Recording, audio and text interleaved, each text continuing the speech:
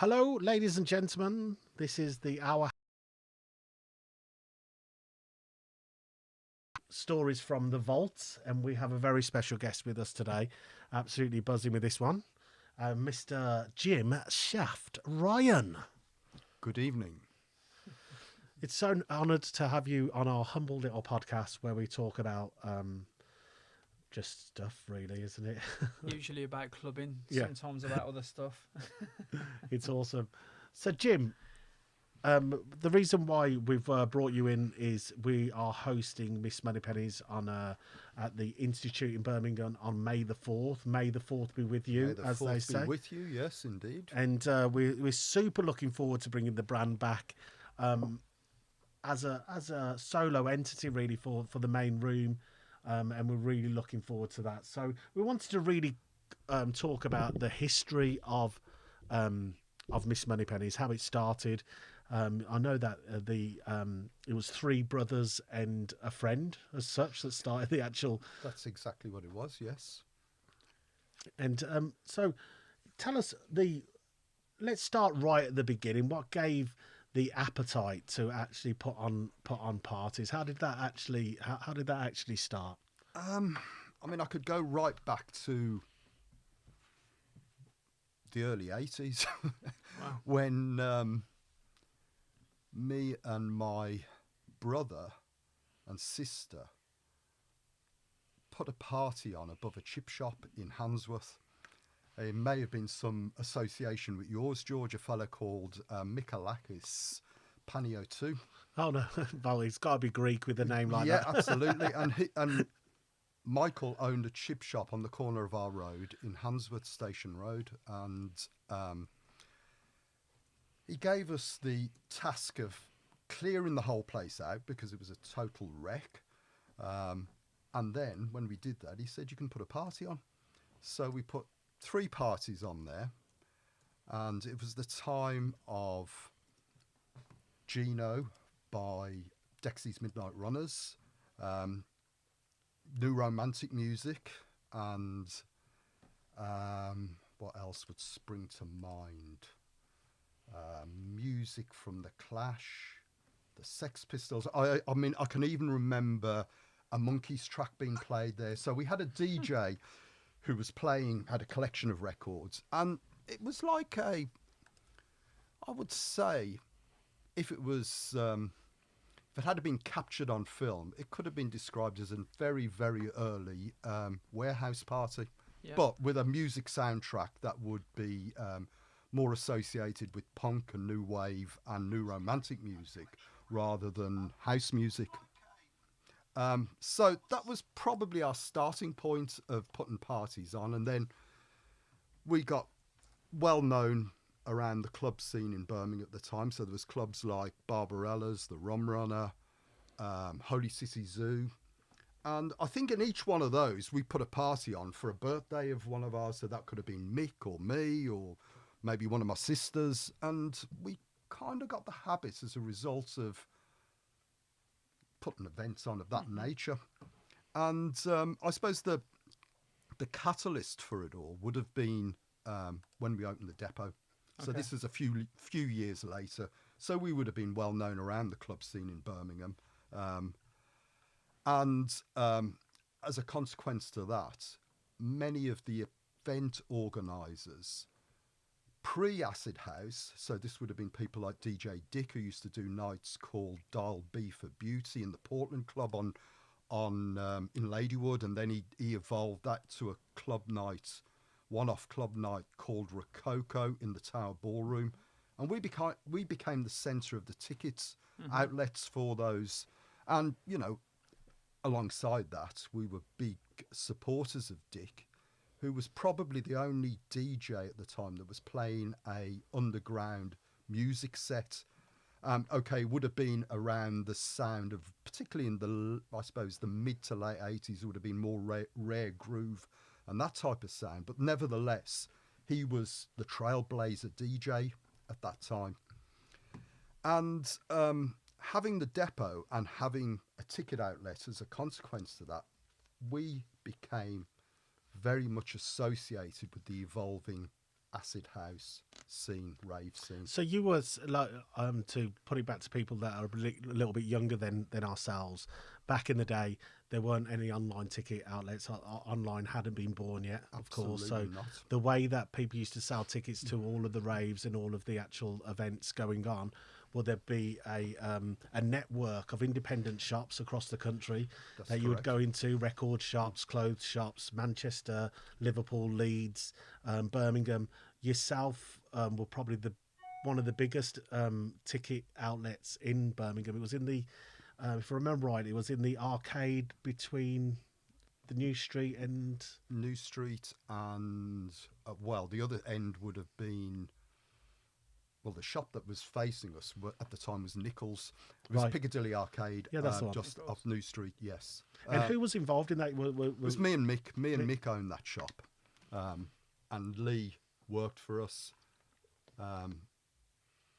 in the capacity of shop person. You know, Alright. So he managed the shop as well. And as a consequence of that, we became the epicenter, I suppose, of dance music culture in the late 80s. And that was the catalyst for us to put our own parties on. Well, the place where you could buy your clothes and where you could buy the actual ticket for the actual event that you were going to. Yeah, no, absolutely. I wouldn't say that we were particularly strategic about it. We just, I suppose, we were of an age where we were enjoying going out. I was collecting music at the time, so I was starting to DJ, but there wasn't a career path for DJs at all at that time. It was just heard other people playing. You thought, well, I've got a collection of records, I can do that. So, you know, there wasn't a plan as such. Something that just fell into place. It kind of, well, I mean, that was later on the line. It was just really an extension to our social lives, really. Yeah. So you'd throw a birthday party. One of you would have a birthday coming up. Yeah. You'd invite all your mates, and then Exactly that would turn into 100 people, Yeah. and then No, all of exactly a sudden, that. Yeah. And I suppose when they started to become a little bit more realistic was when we started doing boat trips on the River Severn. that's where. Correct me if I'm wrong. That's where Chuff Chuff actually. Well, Chuff Chuff wasn't promoted as Chuff Chuff initially. That kind of happened by accident. There were, I mean, we had various names. I think one of them was the Rave on the Wave, and you know, having the shop, and also we had a stall in Mega Active. You know, we had access to people that wanted to go out, as well as people that were friends of ours that were going out with us and enjoying the budding scene in Birmingham. And also we had friends that we met on holiday in a Greek island called Eos, who were really part of the soul scene in London. And the first serious boat trip that we put on, we invited a couple of their DJs, a couple of guys, Neil A and Taffy. And Neil continued to play for us in the Soulful Room at Moneypenny's when that kicked off. They were our initial DJs, and I would say, and there's probably lots of arguments about who was the first to play acid house in Birmingham, but I would say that we were probably there or thereabouts. Neil, in particular, started playing acid tracks, and we were aware of it because that would have been the soundtrack of, particularly of Mega Active, and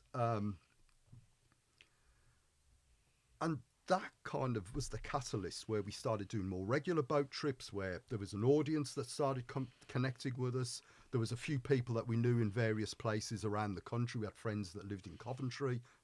We had friends that lived in Northampton. And that kind of brought the crowd to us.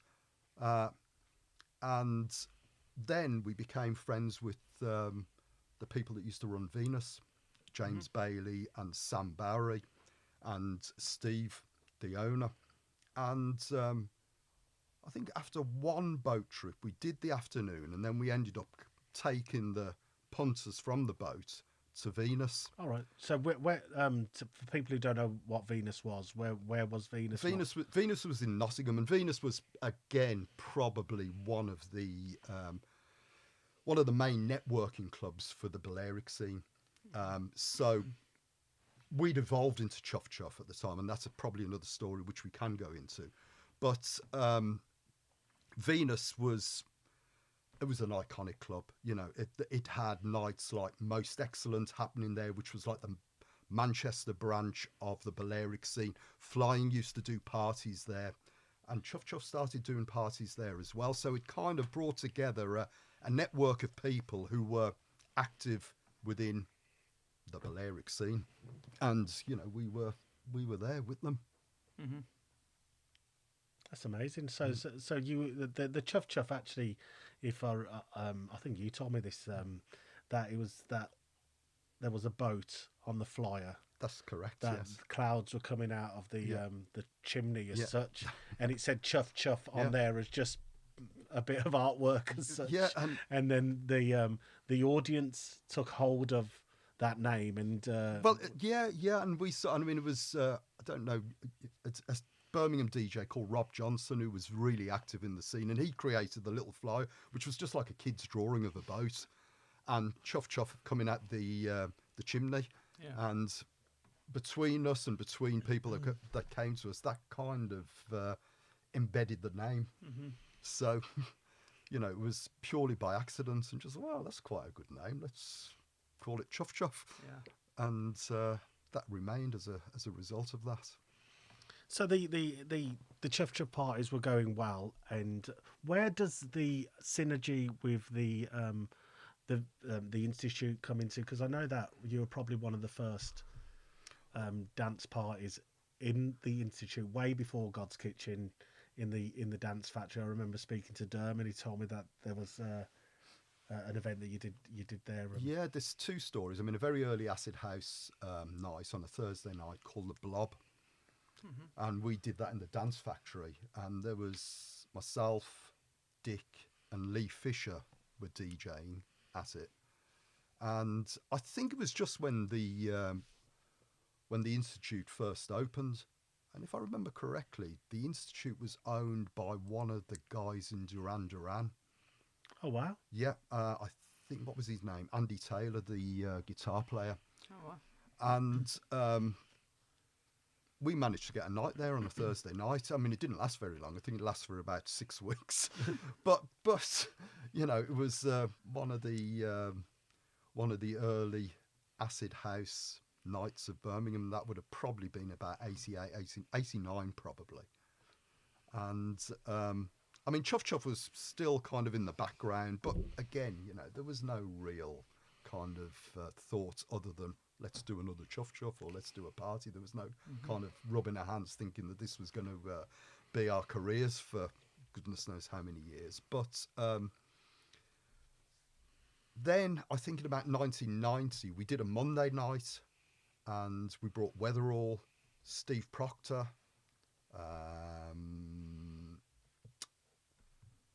Justin Robertson, and one or two others.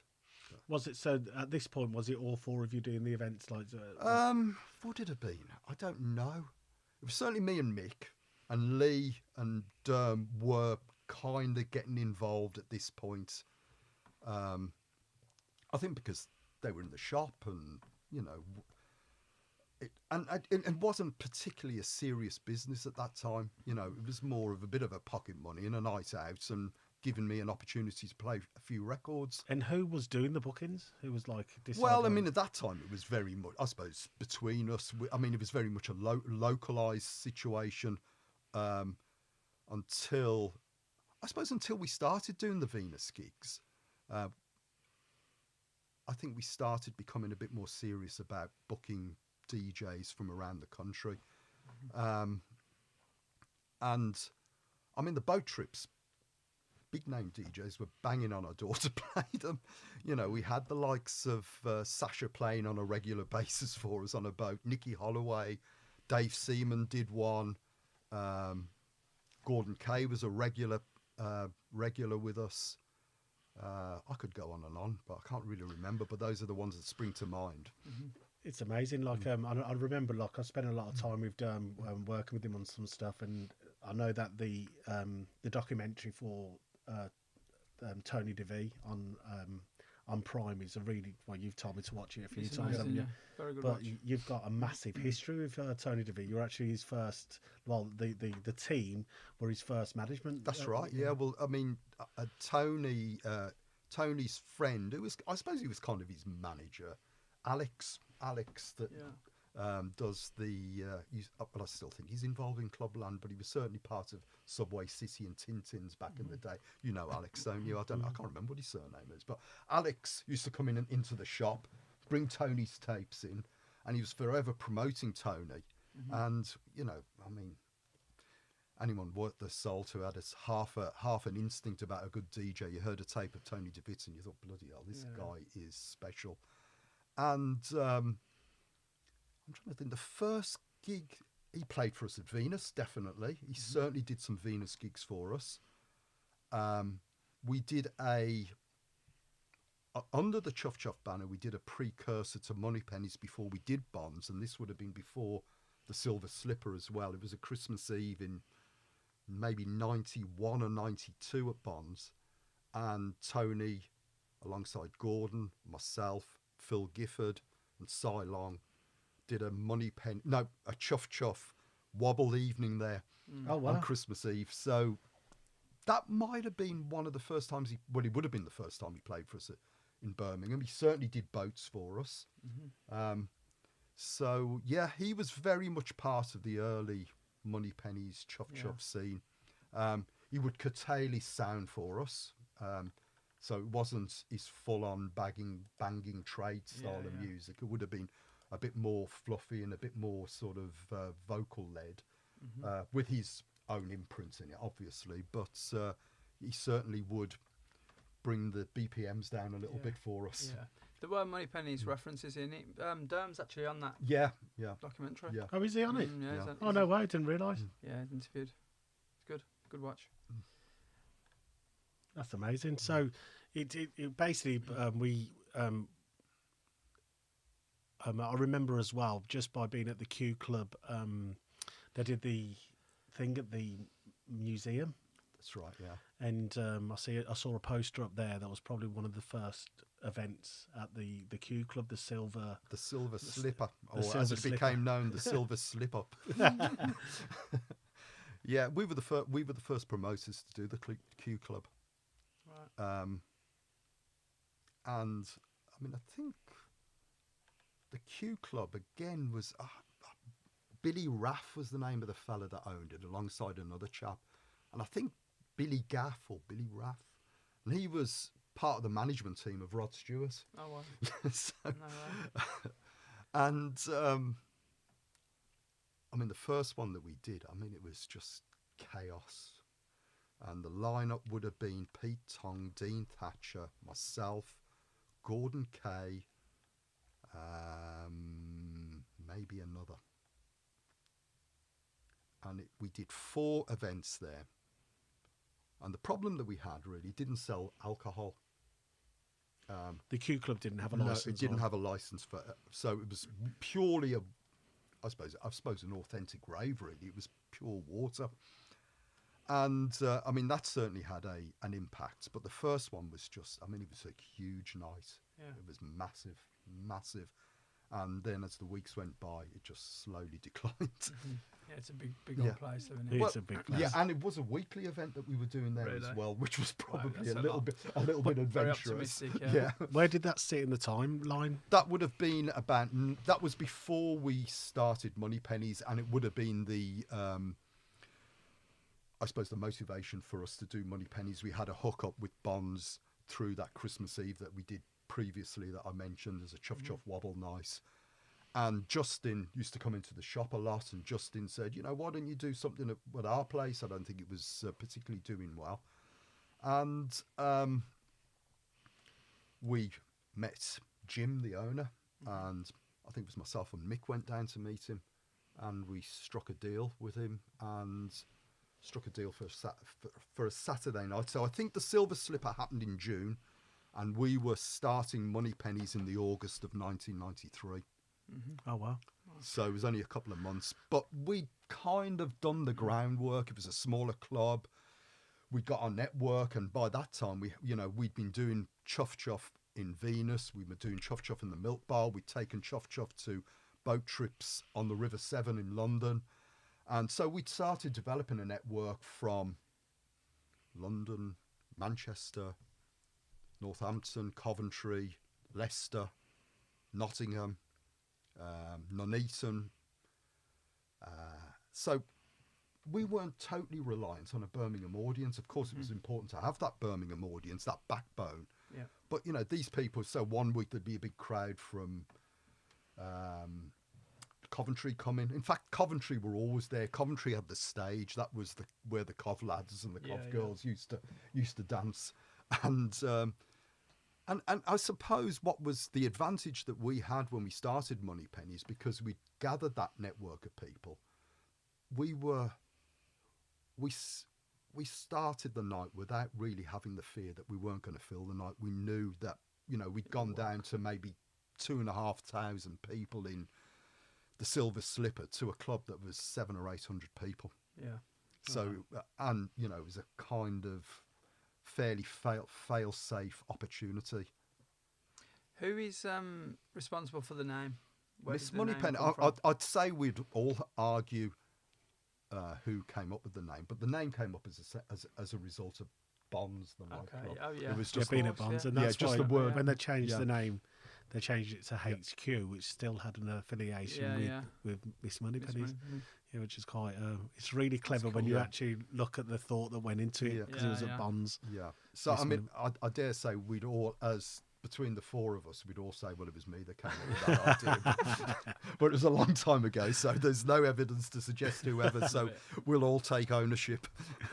That's awesome, man. That's so like the flyer, the first one. If I remember rightly, the week that you actually launched, or the month that you launched, Cream actually launched at the same time because Mixmag did an article about yourselves, Right. and they actually wrote about Cream on the same actual month Yeah. that was there. So it's just mad that it was at Same exactly time. the same time Well, in I two mean, different cities. there was just so much activity around the country then. Yeah. You know, I mean, Birmingham was just buzzing. You know, there wasn't only us that were doing weekly events. There was us, Wobble, Fun at the steering wheel. Yeah. I mean, it obviously the Q Club was more active, but the Q Club became an event space for one-off parties. like so- Atomic Jam. yeah, and absolutely. And Yeah, Flashback. And that's right. Yeah. So I mean, Birmingham, there was so much going on. Yeah. Where did the glam come into it? That's an interesting question. And you know, and again, it was a finger pointing exercise of criticism many times really? for us. And I think, you know, people dressed up. People wanted to. We had a clothes shop, so you know, we were kind of I was using going to that ask as a, if that had something to play yeah, with it, maybe. and I suppose essentially it was, you know, at the time I think it was only about, I mean, I think we'd squeeze in probably the best part of 1,000 people into that small room downstairs. But there were so many people that wanted to go there. And we wanted the right audience to come to us. Yeah. And I suppose we did want people to make an effort. You know, I'll say that without really feeling any No, that's fair disparity enough. about it. We wanted And it people worked. wanted people to make an effort. And as a consequence of that, it became a very female-friendly club and Yeah. a very gay-friendly club. Yeah. And, Well, you were ahead of the curve with all the drag queens and Absolutely, and, yeah. and female Yeah. DJs Yes. and like and also the look that you was very diverse with all the DJs that you That's actually right. had playing, you know, Yeah. like, and I think that's one of the things that you really championed. No, absolutely. as a band. And I mean, was that again a conscious? I mean, I suppose it was of course, it was a conscious decision. We wanted to set ourselves apart from a more macho feeling environment. And going back to what you asked, Ruth, I think that was part of the dress code thing. Yeah. And then we just became associated with glamour. Chuff Chuff was perceived to be even more the pinnacle of it. And, you know, you look back in it as the years go by and you think, well, you know, Birmingham and Moneypenny's, I suppose, predominantly was a place where celebrities, minor celebrities, would come because they felt safe. In Moneypenny's, you know, and you think to yourself, well, we should have made a bit more of that, really. We should have kind of badged ourselves a kind of Studio 54 or something like that, because it was, you know, it Oh, was 100%. excessive, it was hedonistic, it was as soon as people would walk through the door, so, you know, people would be queuing up, and you've got to bear in mind that the club scene licensing laws, or the club's licensing laws in those days, were clubs would close at 2:30. So people would be queuing up from 8 o'clock to go into Moneypenny's. By 9 o'clock, the place would be rammed. Yeah. And you'd walk through, and it was a fantastic feeling. You'd open the door from where you paid, and you'd just go straight into the dance floor. Yeah. And, you know, you couldn't but feel the energy and the buzz. Oh, No, Moneypenny's it was. It was the door open that did it. Yeah. You know, That's like right, you know, yeah, that's sort of- when those double doors opened inwards, and you Yeah, just yeah. you just like, it sense the hairs on the back of my neck up now. You know what I mean? That's You know. that's Take a just the lot. first name. You know, Doesn't take a lot. it doesn't take a lot. But yeah, You're right. Moneypenny's, I'll never forget. Every time it was like, oh, we're going to, because I was only a kid. Yeah, Are we going to get in? Are we going to get in? I think, would it have been Spider then in about 96, 97? Yeah, On the door? probably Spider era. He'd have Twiggy yeah. on the front door. It was so intimidating. It's like, Oh, oh, that's my God. amazing. But like you say, it was great because you're talking about the days where you could go to the steering wheel and everyone was dressed like I am today. But then, you know, Moneypenny's always had that higher level, and it was always about the glamour. But then you also had the lineups to go with that. Yeah. You know, It the was- music was always no, but when you unbelievable. talk about the celebrities like Robbie Williams at his height was coming there, That's Jerry right, Halliwell, Jordan as such. I remember I was actually DJing at a car show at the NEC, and all of the Page 3 girls were there because it was one of those car shows, and I was like a hero getting them in on the VIP. that was the best day for me. That was. Sorry, Ange. Anyway. That's so accurate, Carl. No, crazy. So it was at Bonds. You were having a massive success, as it been at Bonds. Yep. All the DJs wanted to play for you. You had the likes of Murillo wanting to play, All Roger of them, Sanchez. Every single week it was absolutely amazing. When did the label start? Because The label was a little bit later. I mean, the label evolved from the compilation series, really. And our first compilation was in 1997. But what you got to bear in mind, how the compilations evolved was, as most organisations did in those times, they take the DJs. Yeah. And we had a huge distribution around the country of Moneypenny's recordings of DJs playing on the night. Yeah, that was, I mean, that in itself was another stream of income, but also that kind of whetted our appetite to do it properly, to do it legally. It got to the point where it was inconceivable for people to continue to tape. The DJs weren't particularly happy with it. I mean, I remember Oakenfold saying, "You haven't recorded me, have you?" No. So much I think, pressure, isn't it, when that happens? I remember one of the DJs actually turned to you and just saying, "Listen, just let me record it at home." Because at least I'll get it. You know, don't take the one that I'm doing there. If you just let me know, I'll just do it at home, man. But saying that, I mean, we've got a set from Sasha from a boat trip in pre-Moneypenny's times, and I mean, it is one of the greatest recordings. I mean, I still listen to it. It's perfectly mixed. Yeah. And the journey that he takes the audience through is just phenomenal. Really. I mean, it is. I mean, and you know, it's still possibly. I know people will still talk about that Sasha set on the boat. Yeah. I mean, it is fantastic. What would you say, going back to the Bonds days, what would be the standout night DJ event? Ooh, that's a big question. I mean, there was many. Frankie Knuckles Yeah. has got to be up there. Really? Yeah. 100%. Absolutely. You know, having had the pleasure of possibly being one of the few promoters to have booked Frankie Knuckles in Birmingham has got to be a box ticked. Yeah. Masters at Work again. Cassius was a great night. Dimitri from Paris. And I mean, all the early days of Sasha used to play for us regularly. I mean, to be fair to Sasha, who was the second night that we did Moneypennies, the second week, which the perception was that the second week was always going to be the hardest one. Yeah. And I think it might have been Dave Durrell couldn't play for some reason, so pulled the gig. And James Bailey, who was one of the guys that used to run Venus in Nottingham, was managing Sasha at the time. He was managing Sasha and Darren Emerson. And I can't remember whether we called James or James called us and said Sasha had a cancellation. Can he play for us? And we didn't put him on the and again, you know, it would be subtly dropped in the shop that Sasha might be playing. Sasha might be playing, and that would go. And I mean, it was, you know, again. I mean, to be fair, I don't know whether the second night would have been a disaster without Dave Durrell turning up. But having Sasha and not even having to put him on the flyer and just word of mouth through all the sources that we had to have him playing that night, that was certainly the icing on the cake, and allowed then, I suppose, for us to be taken seriously, because if we could pull people like Sasha on, of course, last minute, you know, it was kind of, you know, these guys know what they're doing. Very good standing. Yeah. For sure.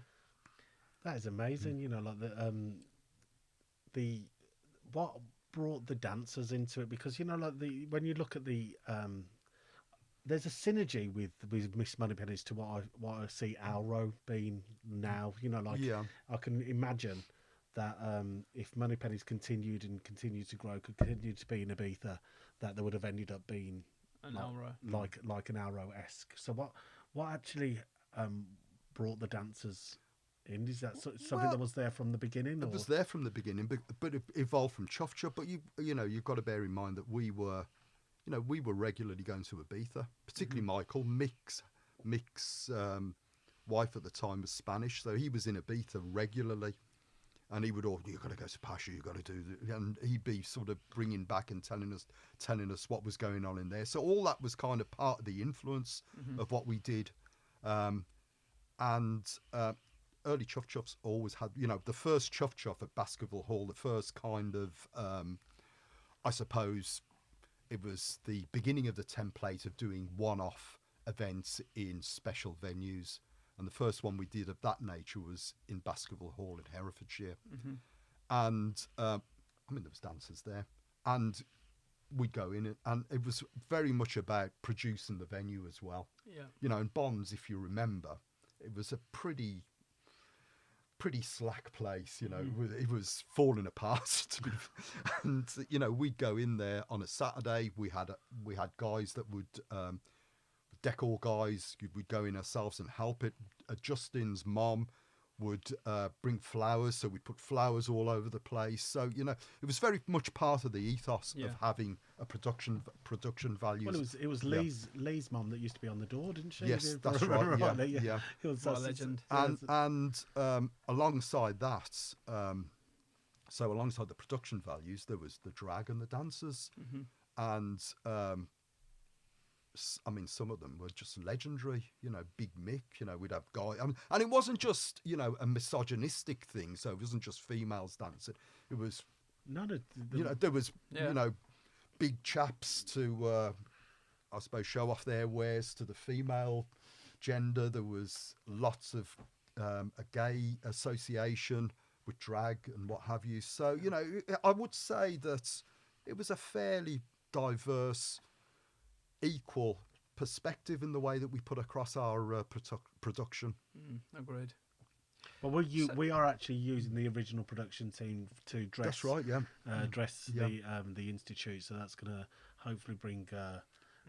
We really want to create the magic that you created for so many years. So it's an honour to be able to bring it back, really, isn't it? Well, which obviously we would go back to, what year was it we did the Moneypennies link up with our house Rave last? We did it at Lab 11. That was 3 years ago. 3 years ago. I mean, was that 3 years ago? I mean, we've done what now? 8 our house Raves, and I would say that for me, I know you're very much the Q Club was the one. The Q Club was to be was the for me. I felt atmosphere wise, I thought the Moneypennies night was special. Yeah, I really did. I'm just happy that we're doing it again in this venue. Yeah, 100%. I think in the institute it's going to be perfect. I think it's going to be amazing with all the seating around the outside. we're all a little bit older now. Yeah. So, yeah. Even though I'm Peter Pan, so it's we can't wait to. And the lineup, I think, as Sandy Rivera, Smoking Joe. I know that Smoking Joe was a resident for you in Ibiza. Yep.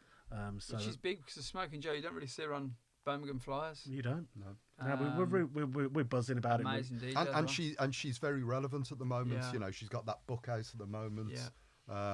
That's which someone has we got- should try and get Yep. on. What's Yeah. that? Smoking Joe, Yeah. we should try and get on. No, Oh, on here? absolutely. Yeah, That'd I be think good, yeah. Yeah, I think it would be That'd really be good. good. So quickly going back to the Moneypenny thing. So where did Ibiza come into this? Okay, Ibiza came about in our first gig in Ibiza would have been 1995. Yeah. And we did a couple of one-offs with Jose Padilla, who used to do an event in Pasha called Moon Dance. Okay. And he invited Moneypennies over, and myself and Simon Owen, who was one of the residents, one of our original Moneypennies residents at Bonds, alongside Russell Salisbury. Me and him went over, and we were given a villa for a few days, and my wife at the time was pregnant with my first daughter, so she wasn't really. She came with us, but I don't think she was too much up for the partying. But Lee was with us, Simon and Simon's missus, and Jose and his girlfriend at the time. So I mean, it was lovely. We kind of felt as if we'd sort of won the pools. Yeah. It's a bloody hell, Moneypennies in Ibiza. And that from a couple of parties evolved the following year where, and I mean, I can't exactly remember how it came about. I think it was an introduction from Nicky Holloway to the owner's son of Pasha. Mm-hmm. And I think Nicky may have brought him over, the owner's son, to Chuff Chuff. And I mean, God bless Nicky. I mean, he was always very, very good to us. He was, I mean, even prior to that, with doing Moneypennies Chuff Chuff at the Milk Bar. He saw something in us, and he rode with us, to be fair, and supported us endlessly. And as a consequence of that, we became really good friends. And for some reason, I think it was originally going to be Moneypennies, and I can't remember if it was the Milk Bar or the Velvet Underground that he had at the time. Mm-hmm. And but for some reason, Nicky pulled out, and we ended up having the offer of a Sunday night in Pasha. Oh wow! And that was our first season, Yeah. and to be fair, it was a fantastic night. But us being us, never wanting to. That we were offered it for the second season, but Khalid, the owner of El Divino, approached us and offered us El Divino. Now, what was attractive about El Divino was nobody was doing El Divino. El Divino was a relatively unknown entity at the time. I mean, in fact, I think it would have been described as a kind of a Playboys type of, where the people with the yachts would have come and spent their probably evenings. suited Miss Moneypennies and what you sort Well, of I mean, portrayed at the time. yeah, and it was, it was a beautiful venue, Stunning. Okay, the dance floor in itself was fantastic, but then you had the outside space, the terrace, which backed onto the Med, and it was all outside, just covered outside. And I mean, it was just beautiful. It was just, and you're right in the sense that we did see something, some sort of connection between what we were about, and we'd been around, I suppose, when we did El Divino. That would have been, we were around 4 years by then. And I suppose we were confident that we had particularly a UK profile at the time, because we would have been touring the UK. But, what we wanted more than anything else was to bring Moneypennies to an international audience. And Pasha did that up to a point. Yeah. But Pasha at the same time had Renaissance in there and various other... I mean, amongst English. good company. Absolutely, amongst fantastic company. But I think we were confident enough to think that this club will stamp our authority. Looking back on it now, do you think it was the right decision? I think it was absolutely the right decision to make 100%. I've got to say as well, Miss Moneypenny's, and I'll always thank you all for this. Flew me over, and I played my first Ibiza gig for Moneypenny's at Aldovino. Yeah, I remember that. Yes, And I'll never forget going on to where was the pre-party? I've never seen nothing like it in my life. So we were all there. There's about 20 Birmingham contingent all went over. There was just about 100 girls, and in fact, drag queens, the lot. yeah. Well, you used to do Marching, the parade. We used to do the parade, parade, that's and I right, was yeah. just like, Yeah. what is this? Yeah. This is That's just something I've amazing. never ever seen in my life. And Yeah, it was amazing. believe it or not, I've got, which I've recently digitized, which at some point I've got to find some serious documentary maker, because I've got possibly a best part of 100 hours of footage of us in Ibiza, Moneypenny's at Bonds, Moneypenny's at HQ, Moneypenny's touring. Who came up with the idea to take it on tour? Because you did Manchester, Nottingham. You did We did everywhere, and it became an international entity as well as a result of us getting recognised through Ibiza. I think that was probably Derm's idea, because we used to have an in-house magazine called The Nerve, and there was a time and this would have been pre-Moneypenny's, maybe early days, and fanzines were the thing. There was Herb Garden in Leeds. There was one in Manchester. And so we did what was called The Nerve in Birmingham, which was the Birmingham equivalent. And we toured The Nerve. That was the start of our touring. Wow. And we knew a lot of the people, like the guys that used to own Golden were mates, and obviously Nicky, Venus. So, we had the obvious opportunity to be able to bring these nights to other cities. Mm-hmm. And again, I suppose unbeknown to us, that was again a catalyst for our network to develop. Yeah. But yeah, as a result of the Nerve tour, I mean, Moneypenny's was a much bigger entity. Yeah, of course, so it was, it was a no-brainer to start doing a tour. And I think relatively soon after we started Moneypenny's, the Moneypenny's tour came into being. It's amazing that it all started, how it all started, and it became an international entity. And back then, I think you were one of the not one of the only clubs, but you were one of the clubs that got really good sponsorship. So didn't you have Paco Rabanne at some point? I think Paco Rabanne, Grolsch, and the big one was Marlboro cigarettes. Marlboro cigarettes. Wow. I remember the latter years, but then the government decided that cigarette companies couldn't sponsor things. So. Well, I mean, we got the sponsorship initially because the government had prevented cigarettes from physically advertising. Yeah. So we were perceived to be the association. So we did joint branding, but I don't think Marlboro would have been mentioned on the branding. So it kind of suited us as well, in the sense that we weren't totally selling our souls to the devil. Mm-hmm. But nevertheless, I suppose we were. But yes, it did allow us. I mean, it did allow us to move into other areas, some good, some bad. But it allowed us to develop the team, bring in more people that were experts in their fields, more focused PR situation. So it gave us the strength to be able to develop our marketing perspective and our marketing understanding in a more organised manner. Mm-hmm. I used to always come into the office. It was a nice place to come into. Mm-hmm. I used to always pop my head in. Let's talk Chuff Chuff, because for me, I mean, Moneypenny's is Moneypenny's. Yeah. It stands out. Whenever you think back to those days, amazing. But Chuff Chuff for me was just something like I'd never. Again, I was still quite young when I first ever came to Chuff I actually don't remember. I know I've been. I know I went. A couple of times. I don't remember. But I just loved the whole. It was just something completely different. Yeah. Just something, you'd find out where. I know that the early days you used to do. In fact, talk us through that. It's the early days to find out where it was. It wasn't like it was these days. Well, I mean, we used a lot of the principles of the rave scene. Yeah. So we wouldn't divulge the venue until the day of the event. Which is crazy when you think about it. You know, and all the events used to take place on a Sunday. Yeah. It was religiously on a Sunday, and they would be from 3 o'clock in the afternoon to midnight. Yeah. Which has kind of become the template for today's clubbing. Yeah, of hasn't it? course, yeah. Yeah, So, which is quite weird, you know. Yeah. And we would source out, and particularly in the early days, we would.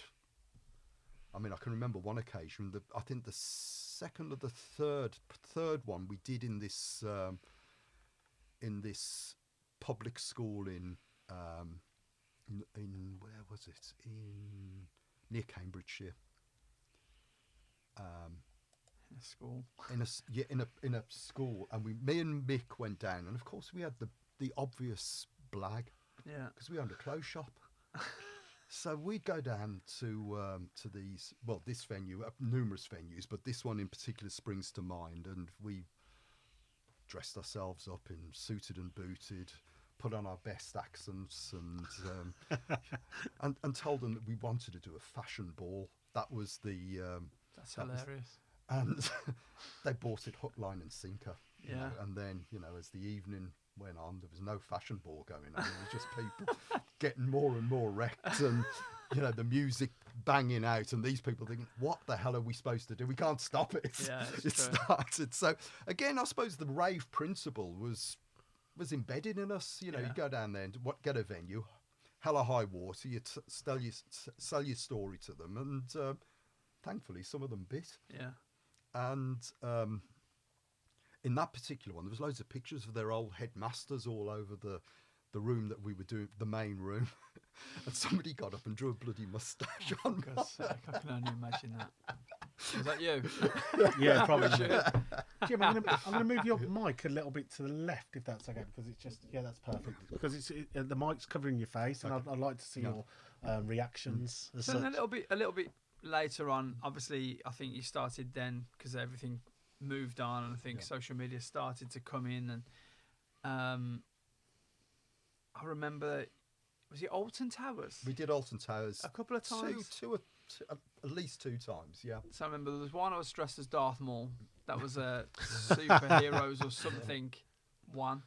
And again, I kind of remember that day, kind of. I'll never forget that Roger Sanchez dropping Thomas Bangalter together. Right. If someone says to me now, remember, is there any track that you remember somebody playing or an artist playing, it takes you back to, it would be that moment. I'll never forget. You know the track? Yeah. Together. Unbelievable. And I remember, what is this? It Together. was the first time I've ever heard it. And it was the very last DJ as well, before the after party started. It was like an hour in your rooms. And it was just debauchery, wasn't it? It was like, you go there, all your friends are there, you will go up to your rooms, you come back down, you go up to your rooms, in everyone else's room. Yeah.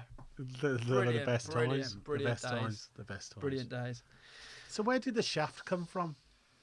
That's a great question. I've always wondered that. Shaft came about. I mean, I was initially DJ Shaft, and I mean, it was just my friends and family taking the mick out of me, really. There was no implications there other than sod off Shaft. You want to be a DJ? You're having a laugh, you are, mate. Well, it's a very cool name. It is, the Shaft. Again, like coming through as a very young DJ, I remember there was always yourself, your name always used to come up. Kiddo. It might have been Lee Fisher. Lee Fisher was. Yeah, it might have been Lee Fisher. Always. And I used to think, like, who are these people? I know who we are. But yeah, now, as the years have gone on, I've sort of just claimed that I just wanted a double barrel name. Oh, really? But essentially, I mean, I remember having an argument because these were the early boat trips and DJ Shaft, and I said, I don't want to be known as blooming DJ Shaft. And the compromise was, you can have Jim Ryan, but you've got to have the shaft in the middle. Yeah, but it just it worked. It did work. It did work. Yeah. I think sometimes yeah. an artist's name is so important. Yeah. Jim Shaft Ryan, you don't forget it, do you? Yeah, I've got a surname you can't pronounce. You know what I mean? It's like I can pronounce it. It's just everyone apart from me. Everyone else can't pronounce it. It looks good though. I've got a few names for you, actually, man. Thanks, pal. I can pronounce all of them. So Bonds was a success. Why did you leave Bonds? What happened for you to leave We there left Bonds on a few occasions. the first time? Well, I mean, mainly disputes with the management or the ownership. Yeah. And I would say, in retrospect, we spent more time wasting our time arguing with the people that own the club Yeah. than getting on with what we should have been doing. And thankfully, you know, we were a tight team. And you know, I'm Jim is a good old boy, Yeah. but God, he was a pain in the arse to work with. You know, I mean, I was the diplomat amongst us, so I was quite often. I can imagine that. Yeah, I was quite often sent to, you know, Mick and Derm would lose their heads with him, and I was sent as the peacemaker quite often, and but you know, it was a week in, week out, much more than the discussion about things like drinks, people getting let in the back door more often than not through them. Yeah. Just trivia, Yeah, of course. small-mindedness, and you know, you got to the point where you couldn't handle it anymore. So that was possibly, Yeah. and you know, and God bless them, they were just, I suppose, trying to do the best for themselves. But you know, at the time when you're stuck in the middle of it, it could be incredibly frustrating. Because you went to Liberties. I actually like that venue. Great venue. Liberty. I mean, Liberties was quite. That would have been the early 2000s, Yeah. and I mean, we had some fantastic DJs playing at Liberties. Liberties for me, I would say, because I remember Liberties was like a glitzy, really naff venue in the 80s.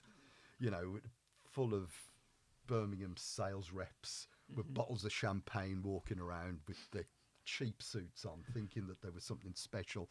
And, you know, it was a pulling joint, essentially. It was horrible. It was a horrible place.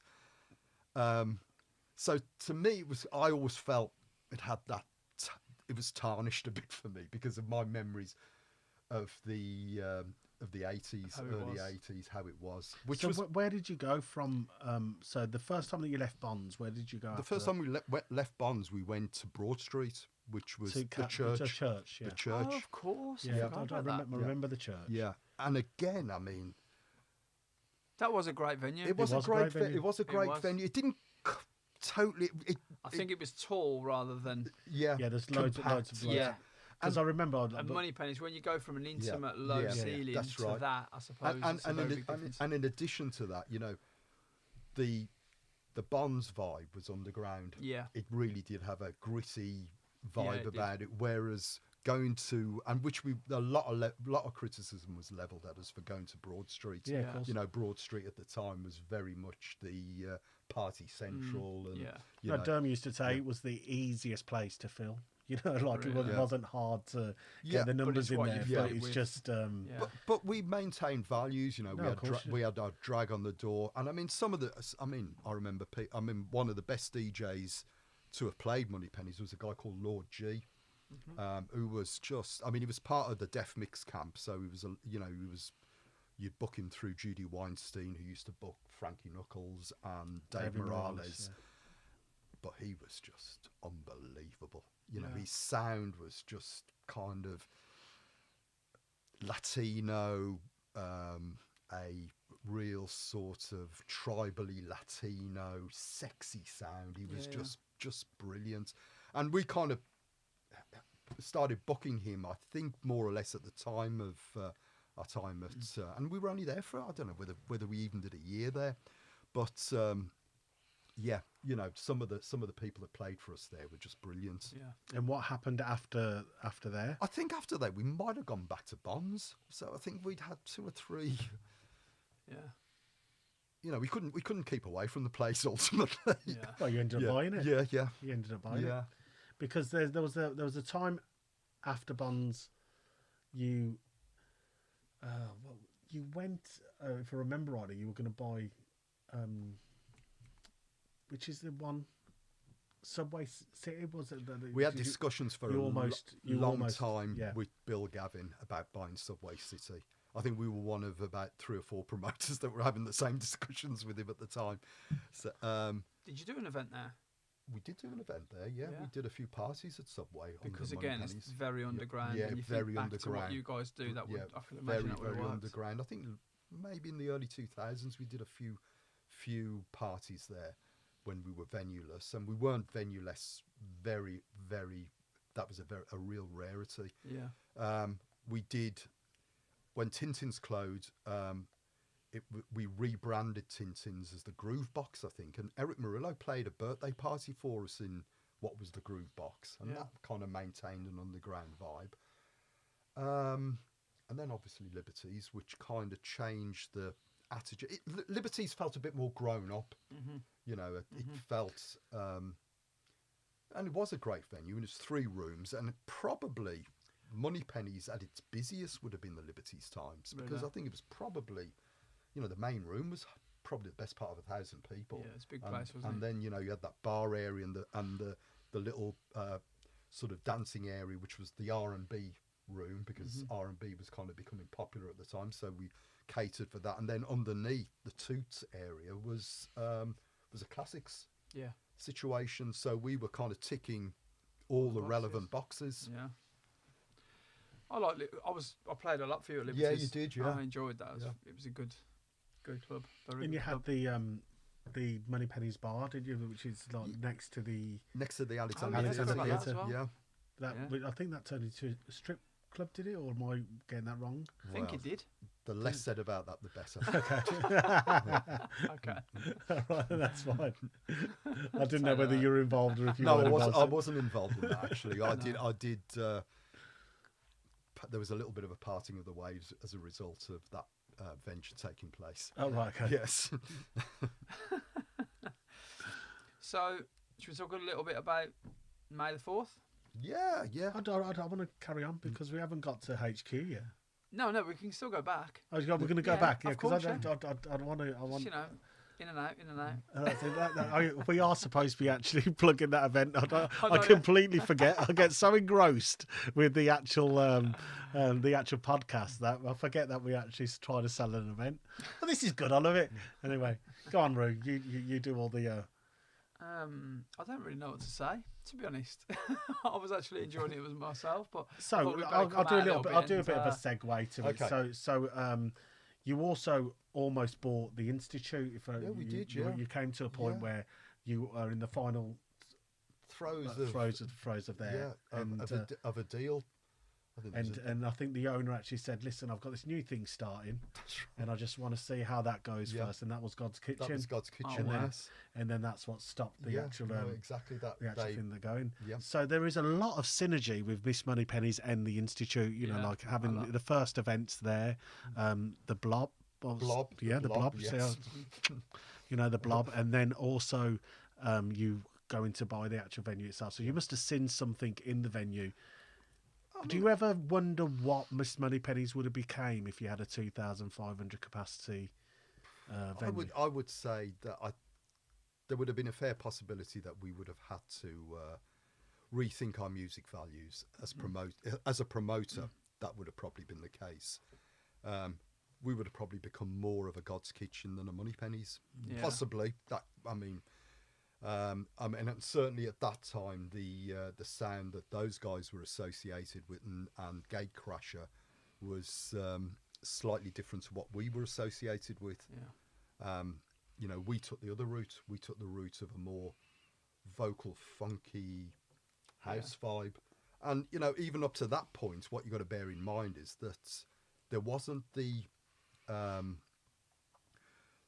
differences as such in genres. You know, we'd have Oakenflow playing, and he would be playing a kind of I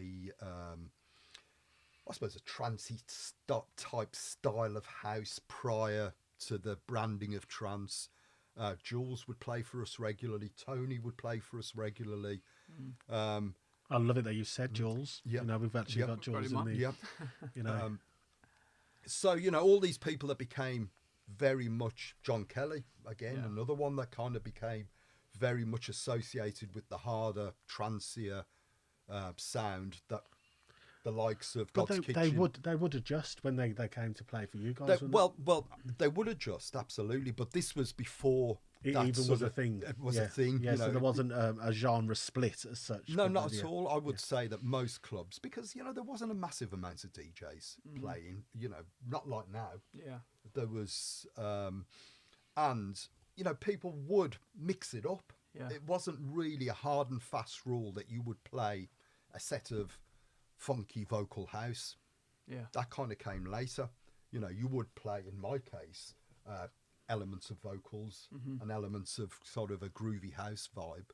But amongst that, there could be a bit more of a sort of an Italian trancey sound that would be incorporated within it. So people would mix and match their music. Yeah. That was much more of a thing that was happening in those early club days. Yeah, so the great thing that we're trying to do is with Sandy being there, and I know Sandy played with you quite a few times. Yep. Kings of Tomorrow, Smoking Joe, also who else have we got? What, in the main room? In the main room, Brandon. Brandon Alex. and Alex, Yeah. of course, So they played would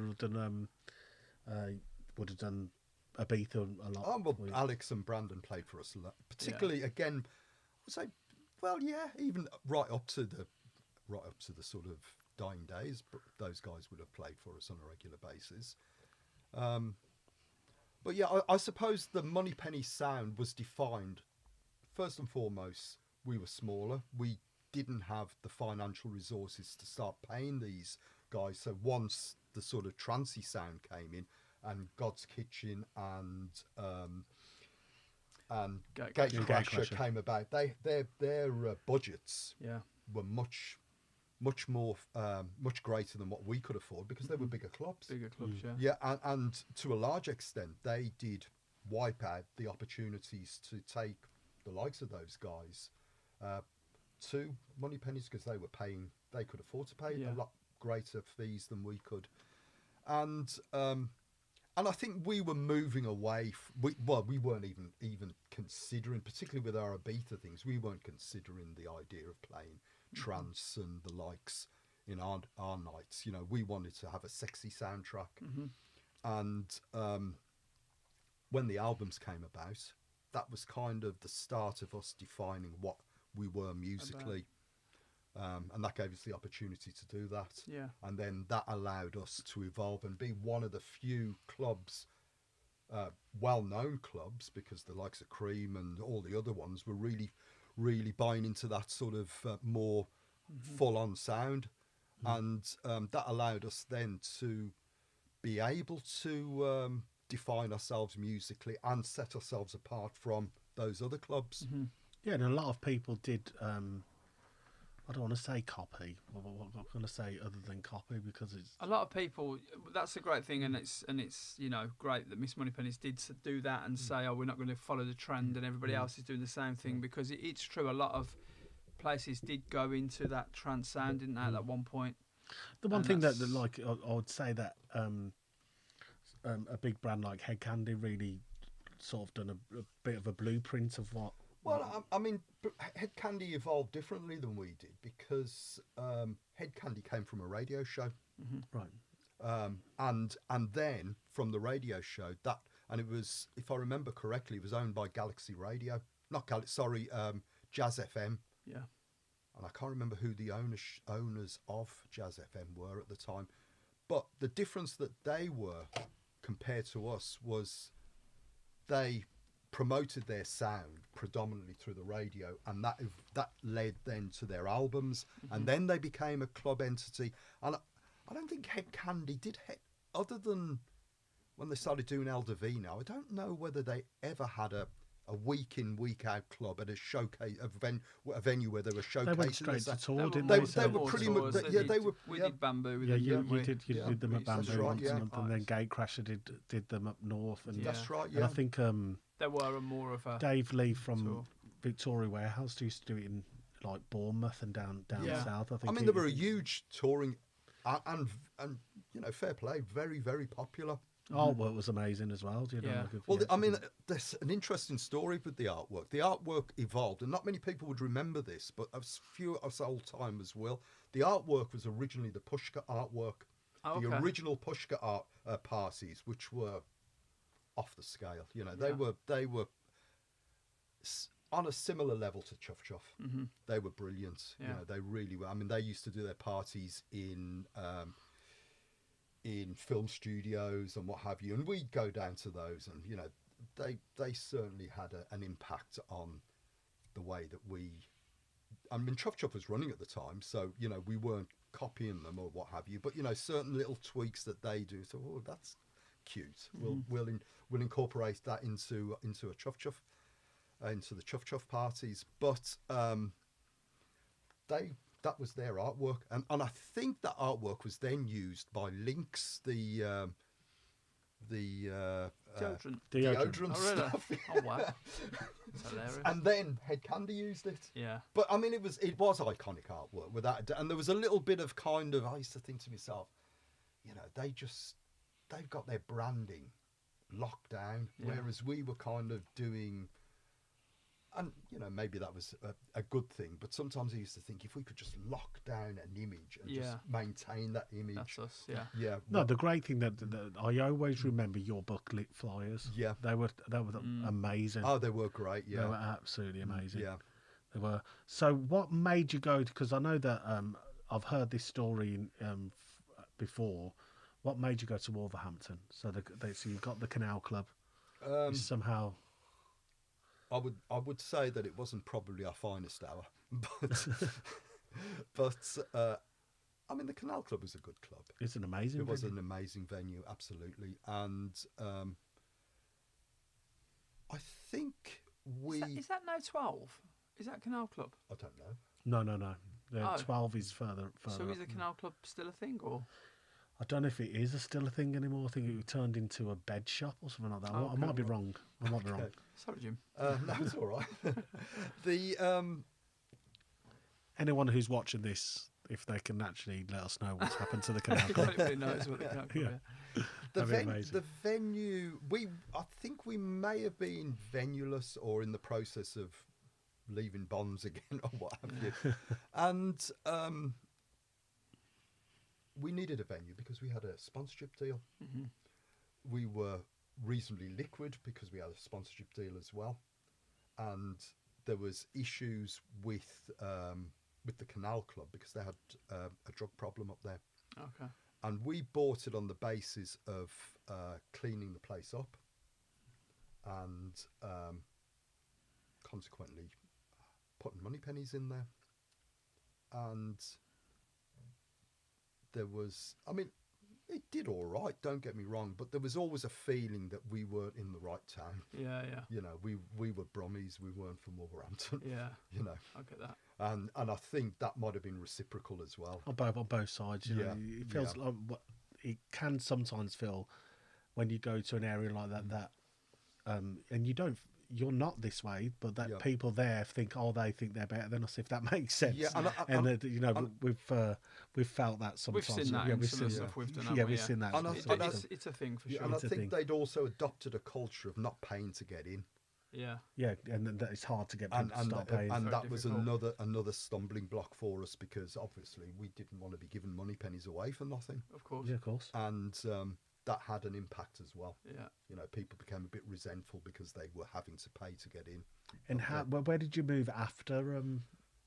Because you were there for a while because you had the bricks and mortar of that place.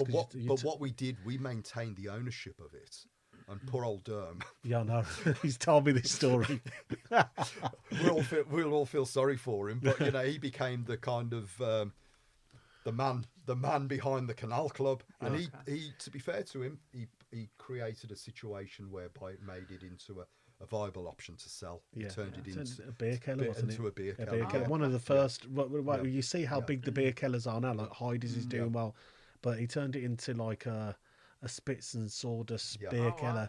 Got all the commercial people down there, and they managed to offload That's right. it. There was comedy nights going on there, so you know, as a concept, he, you know, was very little interest to any of the rest of us. And to be fair to him, he got stuck there, didn't he?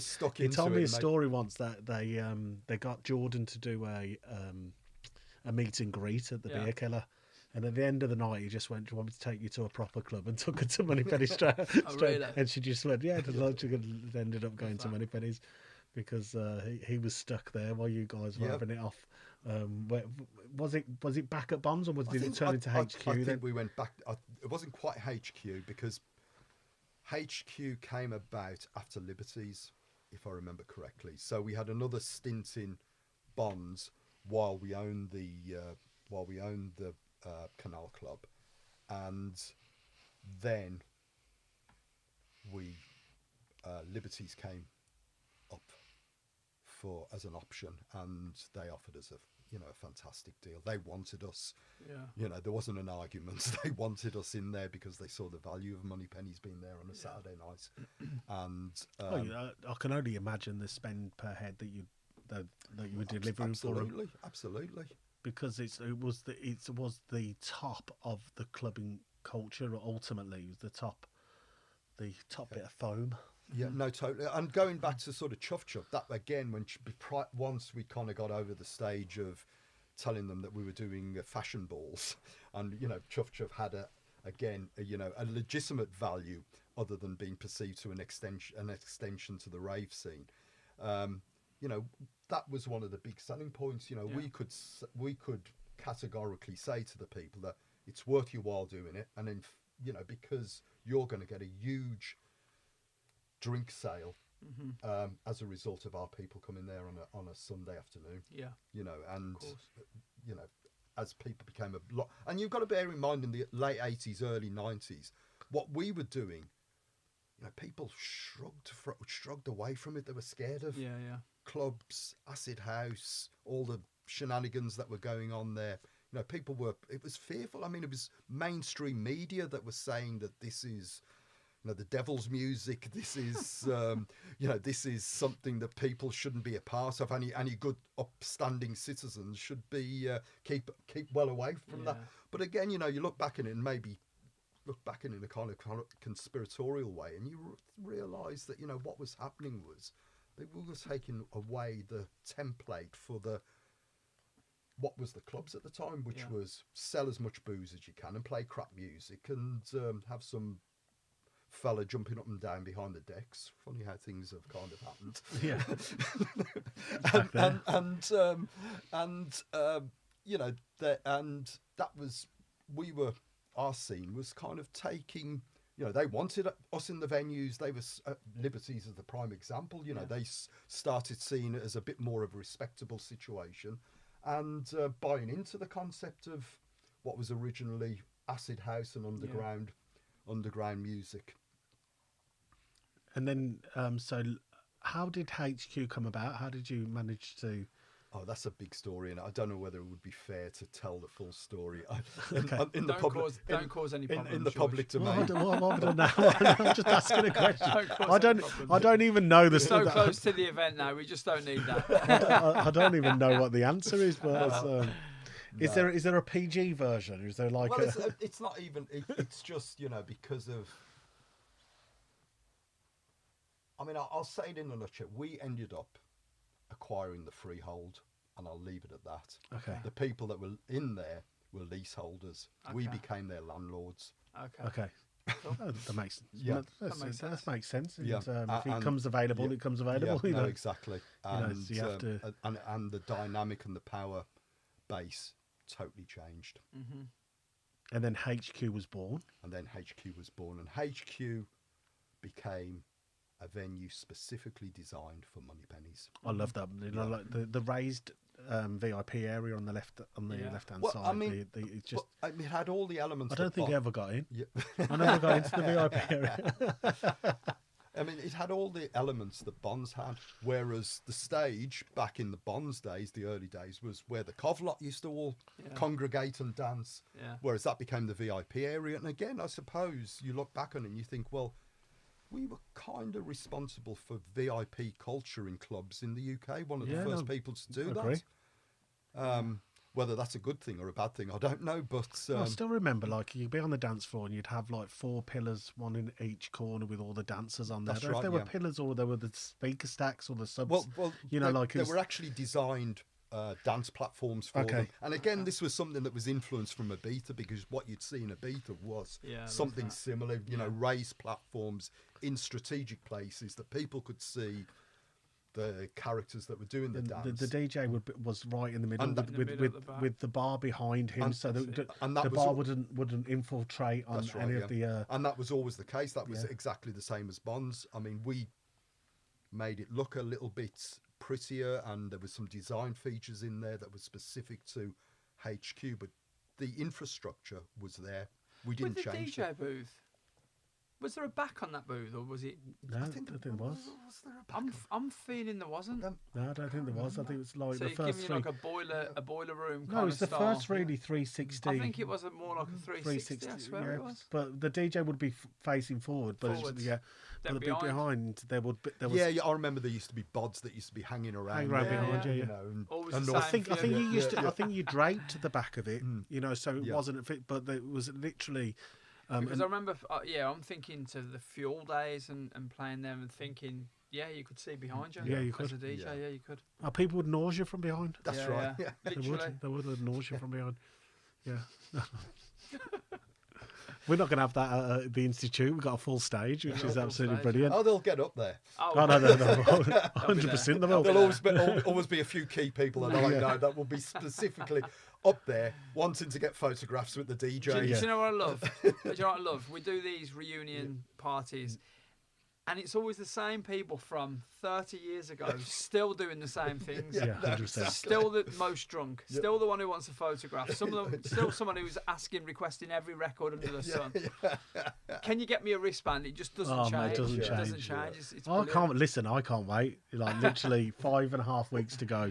Well, And- one of the things that used to really ruin Chuff Chuff was the after party, because the after party more often than not, in fact, particularly There's only a certain number, wasn't it? well, there's only a certain number. If you had a hotel room, you were in. you were in, and then there'd be a few bands that would be floating around. But from probably, I mean, even at the beginning of the, and you have to have a house party, and you have to, and you just think, oh, Yeah. just do It one. became people would get there and their prerogative rather than party was. No, exactly. Can you get me a wristband? Yeah, Yeah, I remember it. I mean, thankfully, we had JIT at the time working. But go to Yeah. JIT, go to JIT. He was speak the to worst JIT, person ever. No, exactly. I still remember. Good old Jit. Yeah. I remember Jit coming out of HQ, and someone had boarded all the way around the HQ for another event, and Right. he ripped every single board, like Yeah. ripping them down. Like I still remember that to this day. Yeah. So HQ was one. Yeah, cheers, Jit. That was probably me. Yeah, probably was. Probably your event. You've got HQ. That's when I actually played for you for the first time. Right, okay. Yeah, I played when And then it closed down. it closed down straight afterwards. The end. The end. Da, da, da. No, it was who was it now? Ron Carroll. Ron Carroll. He Yeah. was a regular for Moneypennies in the sort of early 2000s. Great DJ. Yeah. Fabulous. Great voice. Yeah. Great concept. And I mean, there was a Really few good. other DJs that used to do that. So did he Sneak play and sing? used to Yeah, he play did, and Oh, sing. did he? Yeah. Yeah. Yeah. Wow. Did Sneak ever sing? Sneak used to do Sneak the as same. well, yeah. She was Did. probably the first Brilliant. person I'd see. I mean, she was unbelievable. She was, wasn't she? Yeah, unbelievable. And what would she play there? Would she play more Yeah. trance or would it be more house? Again, Sneak. I mean, again, we probably. I wouldn't say totally parted company, because I remember her playing in Ibiza in the latter days. But, you know, there was a time where she again became totally, and probably due to the fact that she had a huge hit, and why wouldn't she? Yeah, of But course. again, you know, those times when she was regarded, Yeah. labelled as a trance Yeah. DJ, you know, Yeah. that would be the time where we would have probably thought it wasn't wise She for us. moved more to the Sunday Central type. That's of thing, right, didn't she? exactly, So yeah, then yeah, that's, exactly. God's Kitchen as well. Yeah. She And did a God's lot for Kitchen as well, didn't she? But saying that, when we did the Symphony Hall show, her performance of her track, Yeah. which I can't remember the name of it at the top of my Um, head. feels so good. Yeah, I mean, They've just it's just Yeah. been remade. I don't know why I tried to sing it. I mean, her performance of that was just She is amazing. unbelievable. She is absolutely amazing. unbelievable. She is. She is. So we are running out of time All here. right, blooming hell. It's crazy. It's 10 to 9. And we haven't even had a 10 drink. minutes, I know. Not even had a drink. Oh, George. sorry, mate. That's not, I should have brought some drinks in. I was too busy setting up. You know No, what I mean? what I think we should we made a do- bit of a mistake. So No, let's what just I think we should do is, Oh, okay. I think because we've got, we've spoke a lot today. Yep. I think we should actually get Jim back on in a you know, probably the week before the show. Yep. And Which we getting to were bring we some were vinyl. supposed to do it today, the vinyl thing, because I we mean, did I was announce trying it. to brush over that. I know, yeah, but there's people that were probably expected it, Well, but you know, I did mention it. You did on- mention it, yeah, I did and a mention lot it of on people did Facebook, interact yeah. with that post. Okay, so So everyone, I'd anyone rather that be didn't honest. see Jim's post, what we're going to do is No, we're going I've to really- get him back. I've- What we'll do, if we jump into an actual Studio and do it I that think, way. and then you know, Jim brings his vinyl, and we can have a little talk through the journey of Yeah, Mr. no, Moneypenny's absolutely, and that would whatever be We else. can great. play some tracks and do Oh, that'd be amazing, that would yeah. be fantastic. I've really enjoyed it, Jim. Honestly, like Thank I you, I chaps. knew that we would have enough content just speaking about yeah. what Moneypenny's was about. We haven't even brushed on We haven't really. the record label. No. Compilations. Compilations. Who was it? I don't want nobody. Tom Novi. Tom Novi, finding that track. Yeah. Yeah. Selling it the next day for Yeah. how much did you sell it for the next day? Well, I mean, literally, that's Well, pretty it wasn't quite- personal questions, yeah. It wasn't quite the next It's day. I mean, we had almost. and I mean, there's a great story attached to that, which I am going to tell in more detail with the With the vinyl. vinyl. oh, the that is. vinyl Listen, we'll clip Yeah. that, and I'll Yeah, tell you, we'll that's clip going to be that, our. That's going to be. But I mean, just to we got it. I'll give the details of how it came about. We had every major and huge dance label in the country chasing us for that record. Yeah.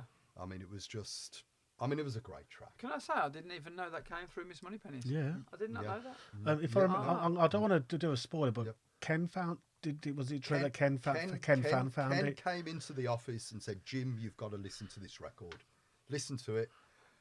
Looked on the label copy, saw it was a German label. I'm telling too much of the story, aren't I? It's all right. We listen. We can yeah, say it again. yeah, It's yeah, like of course. And I contacted them and picked it up for a very measly sum, and then I had and a consequence, you know. And again, this is something that people may lay claim to, but I can say categorically, it was nothing to do with anybody in the Moneypenny's office. Mm-hmm. The week or the day after I got it signed, Pete Tong played it on the radio. Really? And if I remember rightly, now, you can correct me if I'm wrong on this. He didn't know it was from Miss Moneypenny's either. I don't think he did. I don't because think there it was there was an issue that he never turned up for an event. I think we had a little bit of. I don't know if we can talk. Yeah.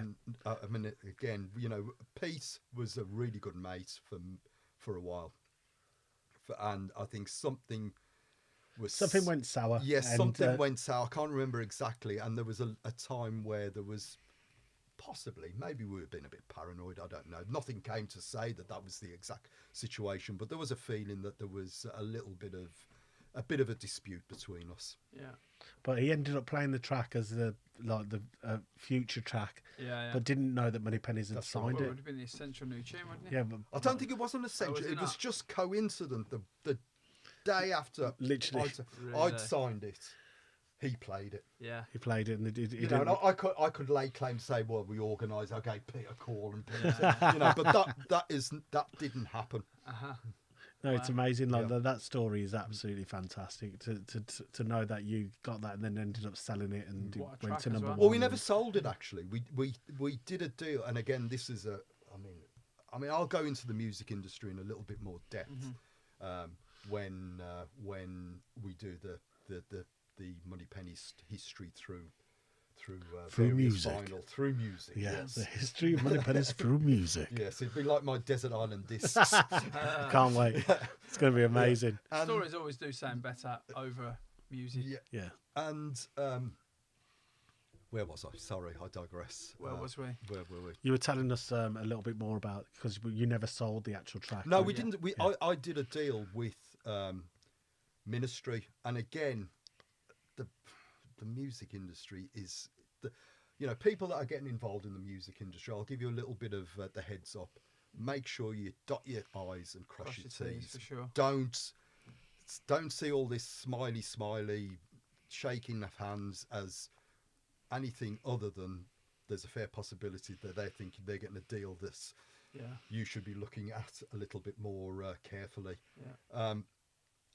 we did a 50-50 deal. So it was a Moneypennies and Data Records that were putting the track out.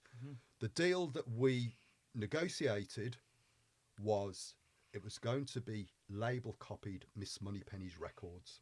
This for me was the launch in many ways of the record label in a big way. You know, all of a sudden you've got Data Ministry of Sound's resources pushing your record label. And the track was released. Moneypennies was that small. Really? Yeah, and you know, you just think, flaming hell, why? You know, and we got good lawyers to negotiate the deal and what have you. So we did all of what would have been perceived as the right thing. Yeah. But, you know, we should have stipulated we want all of that, or at least 50% of the label copy with Moneypennies badged on it, big time. 100%. But, you know, that was overlooked, and as a consequence, we were kicked in the nuts. Wow.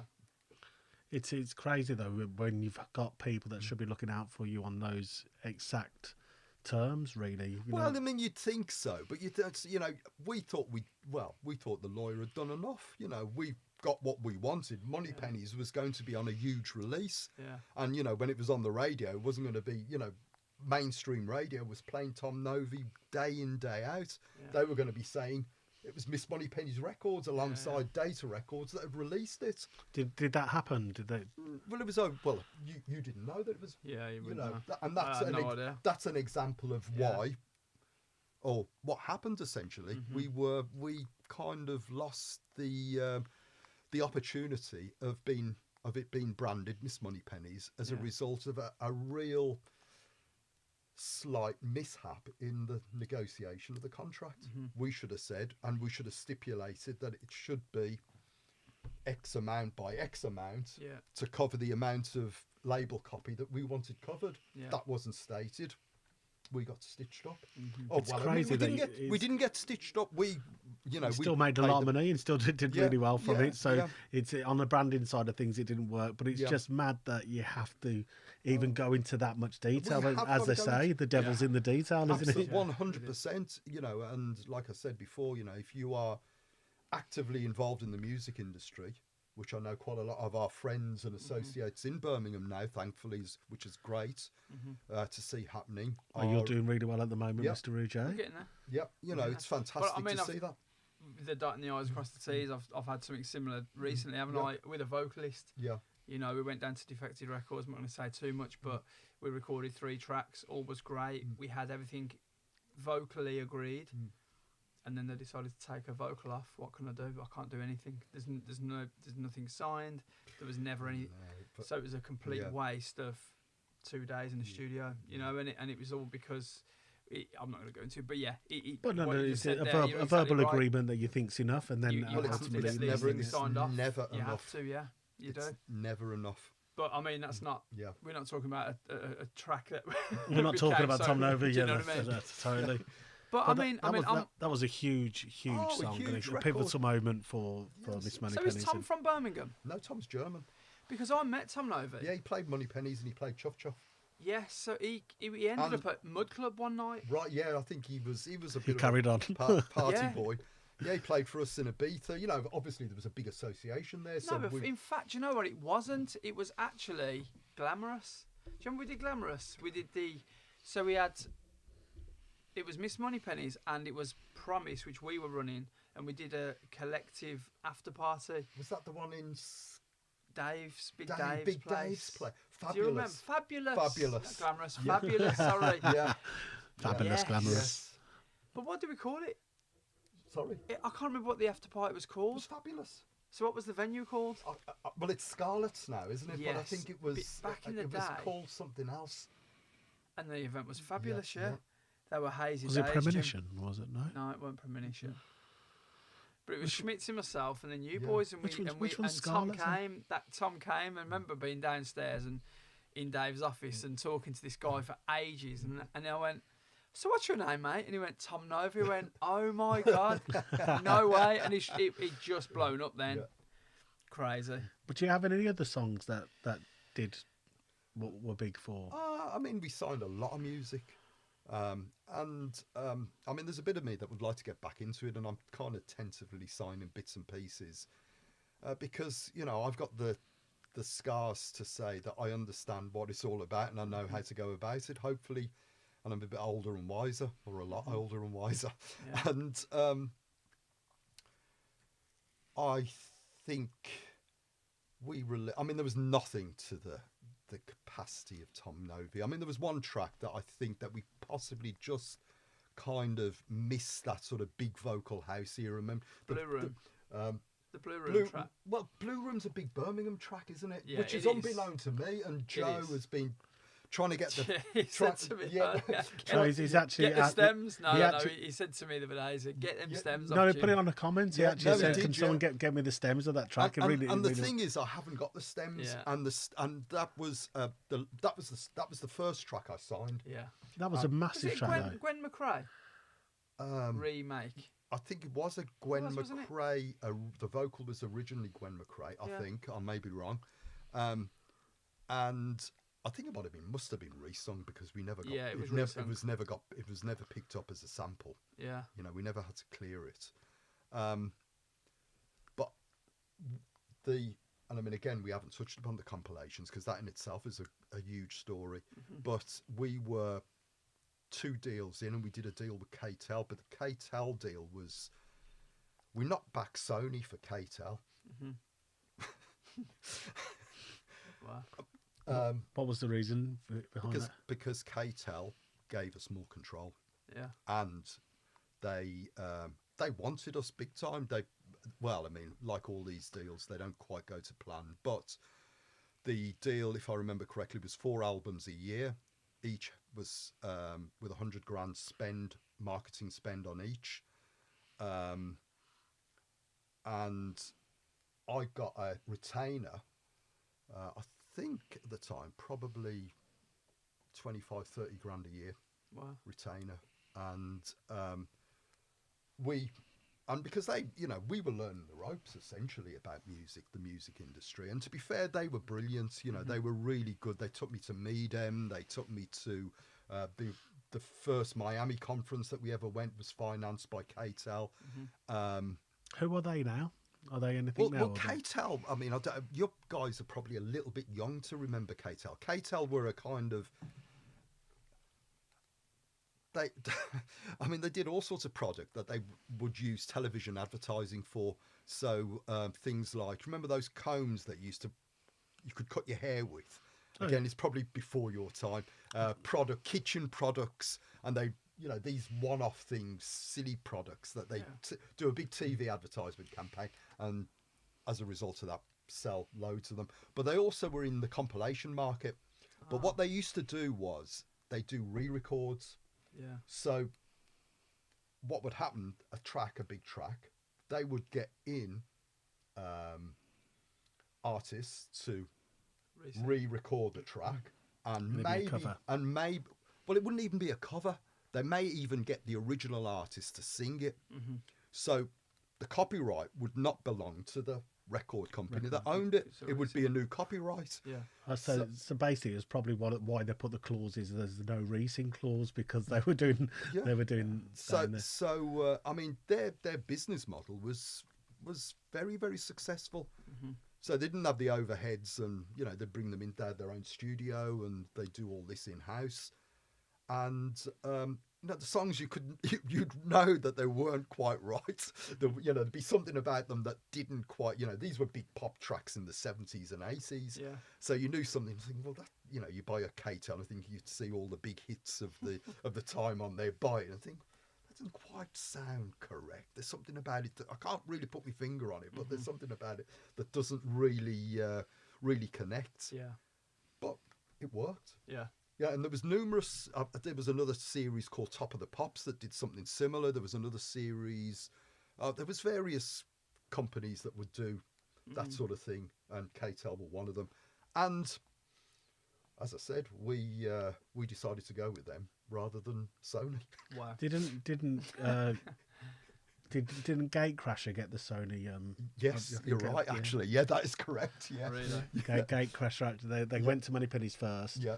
they went with K-Tel, and then And Gatecrash actually got I the. remember that. I remember the lineup. That was Lynn Cosgrove was running Sony at Sony Dance Music at the time, and she offered us. It was me, Morales, and Jeremy Healy was the proposed lineup for the first compilation. Oh wow! No way. And it was on an advance an advance royalty basis. Wow. So how many compilations did you do in the end? We did probably the best part of 23 comps. That is mad how that has just disappeared. No, now. it is. I mean, It's it is just like- mad. I mean, some of them again, as a result of working with KTEL, we got an understanding of the licensing, how to license tracks, what tracks to license, what type of deals to do to make it beneficial for you as the label to release compilation. And we did it all in house. So that was kind of my role, really. So you'd find out, tracks that were associated with Moneypennies that may not necessarily be the big records, which you had to avoid. The compilations, they're not available on Spotify, are they? They're not, and I'm working at that at the moment to try and make those available. The difficulty may be, particularly the original ones, there was a lot of big records on them when we were doing deals with when somebody else was paying the bill, shall I say? Why don't you do them as playlists? Because I think again there's some value in releasing them as comps. Yeah, of course, yeah. No, I have considered doing them as playlists, but there's a bit of me that thinks, you're just giving it away for free. Yeah, there was a lot of hard work that went into putting those together. I suppose 5, 6, 7 years of my life was involved in putting those comps together, conceptualizing it, signing the track, particularly the latter ones. So I would like to do them as Moneypenny's compilations, and give people the option to buy them as separate singles as well as mixed. That's a great idea, because some of those tracks you can't really get as MP3, as such. So it would be an amazing. No, absolutely. There's a lot of content that would be unique. Well, do you mind curating a 2025 compilation that we can actually release as a playlist for everyone that's considering coming? So that'd be cool. Maybe we get that set up as soon as possible, so we can push that out, and it could be like the 2025 Miss Moneypenny's compilation. As such. Yeah, so if there's any labels out there that would like some sort of partnership thing, please tap me up, because I'm willing and able. Like it. That's amazing. No, we do. Listen, the sound of Miss Moneypennies, I really feel that now's the time. If you actually hear the music, like LF System and all of that type of stuff, it's a little bit more on the vocal side of things, So they definitely are making a bit of a comeback, aren't they, right now? Well, I mean, so much so that I've got myself back into the studio, and I've just done a track with Jackie Graham. Nice. The 80s Birmingham phenomena. Yeah.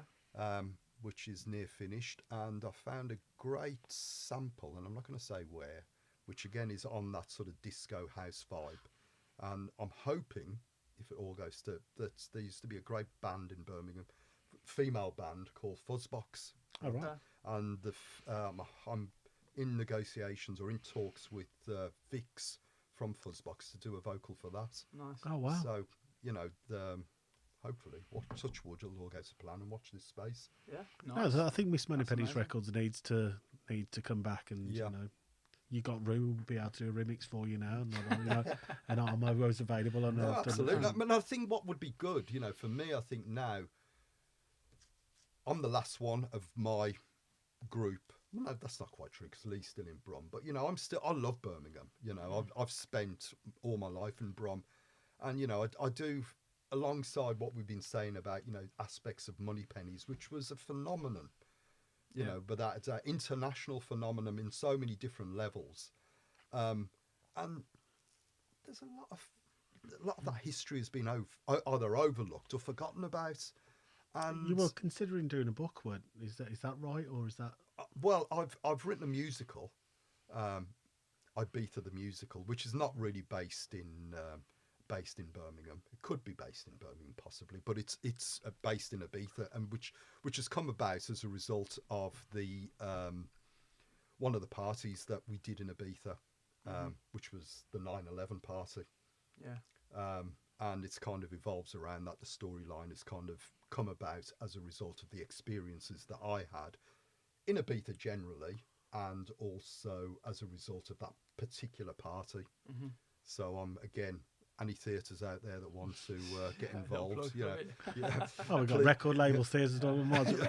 We've said, haven't we said we need a documentary, right? So, documentary. So we're good. Might as well.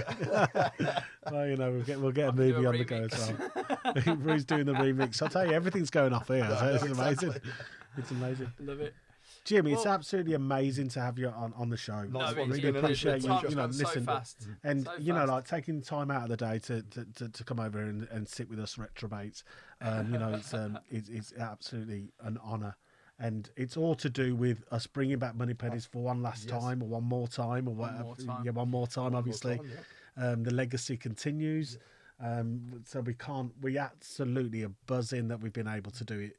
Because for me, I mean, you mentioned there that you feel that the brand's kind of getting forgotten about a little bit. Well, I don't think the brand is. I think the core essence of what Moneypennies was about, which was Moneypenny's club nights, I don't think that will ever be forgotten about.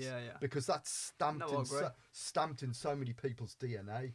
Whereas all the other little side manoeuvres that we were involved in, you know, have kind of been, I wouldn't say totally forgotten about, because people will have Moneypenny's albums, or will have bought a Moneypenny single, or would have possibly bought the Tom Novy single and saw the Moneypenny's thing, that tiny thing there somewhere. So, you know, that's out there, but I think that needs celebrating. And I think it needs celebrating because Birmingham as a city was so vibrant. It was. Oh, 100%. It was so vibrant. I mean, I don't go out as much in Brum anymore because, for whatever reasons, because of, you know, I'm not of that age group anymore. I'm not of that demographic. It doesn't feel as if it's got that vibrancy that it had. I mean, this is the thing. I mean, I'm still quite heavily involved in the industry still. I mean, I've kind of come in midway through your thing where I'm still out there and I'm still playing, but for me, I fully agree, and I have this conversation with numerous, you know, DJs still involved in Birmingham, and other cities have still got that vibrancy, and it's still working. Manchester, it's going off. London, everywhere. But Birmingham is. Birmingham, people phone me up all the time. Where can I go? Yeah. And it's like, don't know. Like Lab 11's the only real place that's putting these acts on, or XOYO will do the odd thing, Lunar Springs, but. Yeah, I remember back in the day, we would be up with Promise at Hidden. We'd be up against Moneypennies, there's Babushka. There was, what else was there at the time? Peruvia. Slinky had a little time here. You know, there was so much going on at one time. You'd go into the Arcadian packed. You walk through the Arcade on a Friday night now, and it's sad to see. So that's why I love doing these yearly reunions, and we have done for the last, what is it now, 8 years? 8 years now, yeah. Because you're kind of bringing all of these brands back, and I think I speak for anyone that you know, you talk to anybody about Birmingham and say, right, what's the most iconic brand to come from Birmingham? Not many people wouldn't say Miss Moneypennies. No, 100%. You know, Miss Moneypennies, you hear the steering wheel quite a lot, but for me, like you say, I think anyone that's come from sort of like your era, our era, and then beyond. And I really think it will resonate with the kids that today, if they actually experienced. And I think the sad thing is as well. I mean, people say to me now, you know, you've kind of done a full circle. You're making music now. Yeah. Why? And for me, it's almost wanting to leave that sort of imprint on the industry, because I always said back in the day, well, photographs will be there forever, because you felt that they would be. Yeah. You know, till late. Do you remember at one point, millions and millions of photographs all like, you try and find them photographs now. You know, you search Miss Moneypennies, don't get me wrong, you've been mentioned on lots and lots of reports and stuff back in the day, but stuff like my events, Mud Club and things like that, we try and find these photographs. You can't find them. They're just gone, because websites go till late's gone, and then you lose everything. Don't stay in. So so for me, it's all about now, like digital music. For me, it's like, well, hopefully Spotify ain't going anywhere soon, and so that's where it kind of is for me. But I'm over the moon that we've got yourself and the brand and Miss Moneypenny's involved in the main room. I think that venue's perfect for bringing it back. Yeah. The O2 Institute, it's for me at the moment probably the best venue in Birmingham. Oh, 100%. And it's something like the unknown because I mean just to get the event there, we had to jump through Oh, fire it hoops, was didn't we? really hard work. It actually delayed the launch of the event because they just don't do club events there. Yeah, they don't do them anymore. They're doing well enough from the gigs, and they do 5 or 6 shows a week, so they don't need a club show. But I it's think more of a concert space now, isn't it? it's I a think concert with space. what we do and what we bring in and what Miss Moneypenny's will bring, especially for that main room, I just think it's going to be brilliant that night. It's But gonna the be a fact great is, they haven't celebration. changed the room. It's still got that. Oh yeah, it's got that feel. You know, I went to clean. see me and polished. yeah, me and Nick went to see Heaven 17 there a couple of years ago, Yeah. and you thought, well, nothing's really changed. No, it here. hasn't. We went down there, didn't we? And we did the video, Yeah. and as soon as you walk through that front door, and you get that corridor, and it's just and the chandeliers are there now, and it's like it's And like even you say, the dance factory, it's such an amazing space. You know, like having Judgment Sunday in there with Judge Jules, Jonathan Ulysses, Vicky Devine. It like all of those DJs played for Moneypenny's as well. So it's like there's this massive synergy across all the rooms that hopefully it's gonna be absolutely amazing. It's like your one chance. You know, we might not be able to get the Institute again.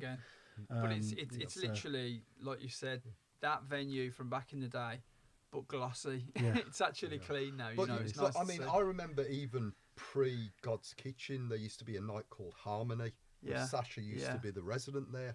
So it goes back. You know, it is possibly the only venue that has got an imprint from those very early days. Yeah, of course, because the Q Club's gone. You know, the roof, Q Club's gone. Yeah, true. Subway doesn't do much anymore, but that wasn't really. That was more associated with the gay scene. Yeah. I would say it's possibly the only club that people could potentially go to and actually Reminisce. properly relive that vibe and that I agree. energy that was created in the 90s. Because just early walking around it, there was it's there's a amazing. magic about there's that an venue, isn't an there? energy. Yeah, it's unbelievable. It is. It's a truly remarkable venue.